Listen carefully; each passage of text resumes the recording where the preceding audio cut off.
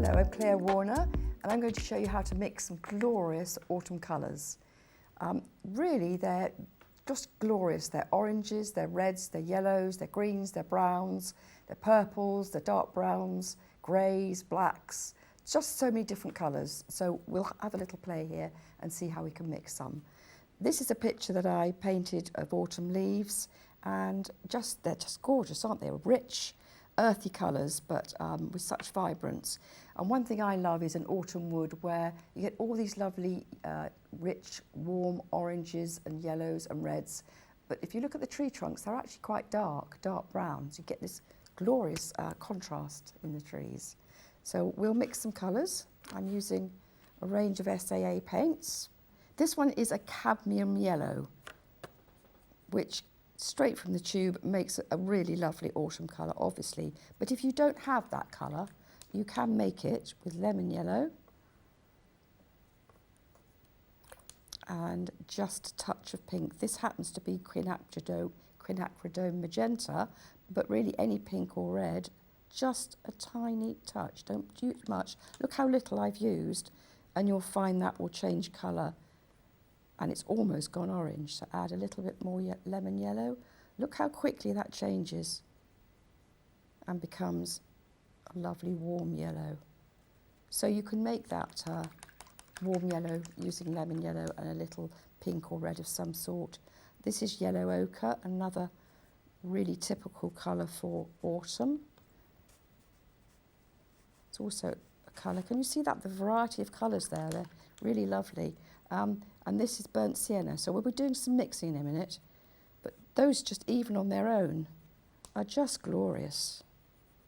Okay, so cadmium red, a bright pillar box red would be nice, but if you don't have that, you can try using burnt sienna with a little pink and mix those together,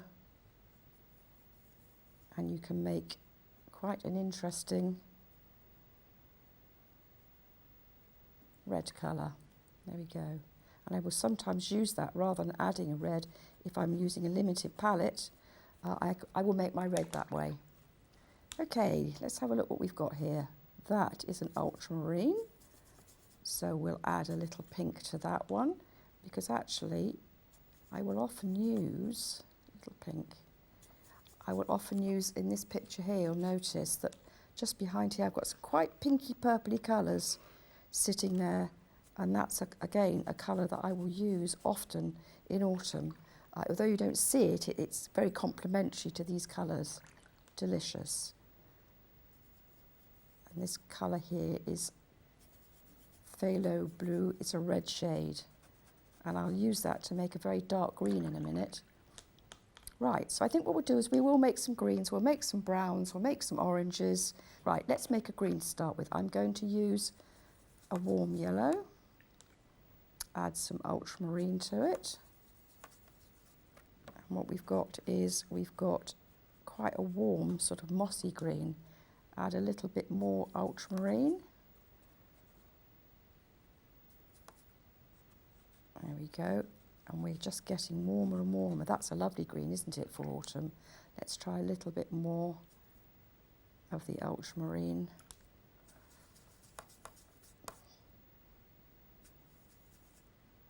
Go darker again. There we go. So they really are warm, lovely warm greens. But another way you can make a good green, a very dark green, is adding some burnt sienna to phthalo blue.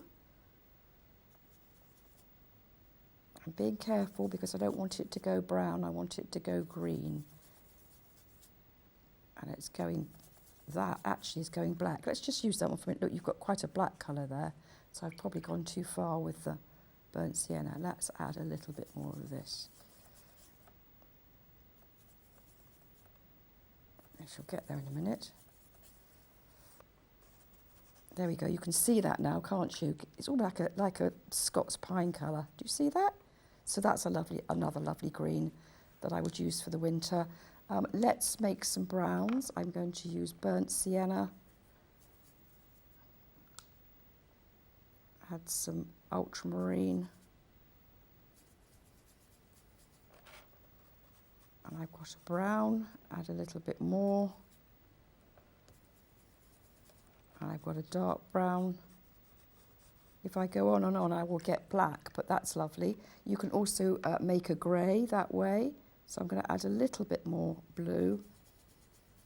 And I'm really going, you see, I've got a grey, and if I add a lot,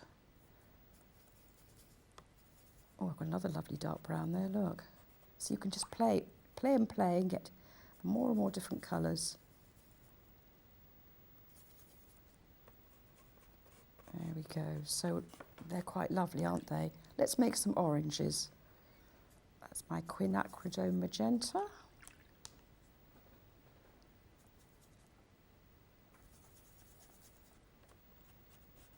And cadmium red.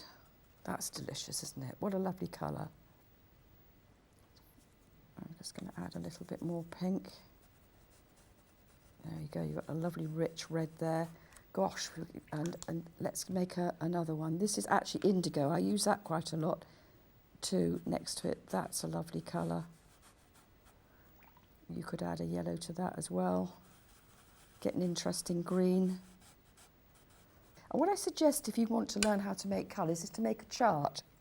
I very often will put sort of squares, lines of squares with space underneath, and just play with mixing with colours. But always make sure you write underneath which colours you've used to make it, because you'll go back and think, how did I make that? In fact, I would do a page of green, a page of oranges, a page of greys, browns, and you'd be amazed how many you'll find. And that was the way that I learnt to paint watercolour, is I literally did a whole page of different ways to make green and picked out the ones that I liked, and they're the ones to this day, after 30 years, I still use. The other thing that I did in this one that I finished, because often you do in the autumn, is I just gave them a little spray. So I just got a colour and literally with my brush, just gave them a little spray. You know where you get the little sort of spots, don't you, on the leaves? That's quite fun. You can put it on dry paper, or here I put it on wet paper here. But it just has a sort of breaks the colours up. It's quite fun. So do give it a go, and I hope you have fun mixing those colours. And thank you for watching.